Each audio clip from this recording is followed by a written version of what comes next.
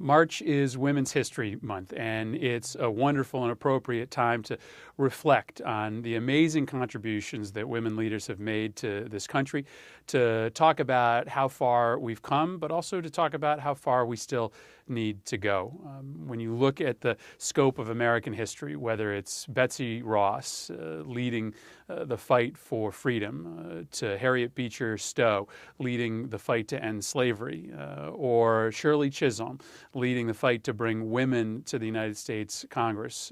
It's a rich and long history of women leaders in this country who have broken barriers, who have set an example for others.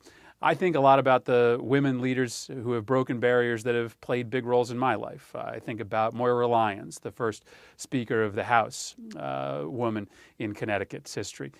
She gave me the opportunity to be a member of the Health Committee, to make contributions to the issues that I cared about there. I think about Speaker Nancy Pelosi, the first female Speaker of the House of Representatives here, who gave me the chance to be at the center of writing the health care reform legislation, who broke barriers, not just in terms of who leads the House, but broke barriers in terms of legislation that has been stalled for a century. These are people who made great dents in the history of Connecticut and the history of this country, but who also were very important to me as well. It's also a time to talk about how far we still have to go.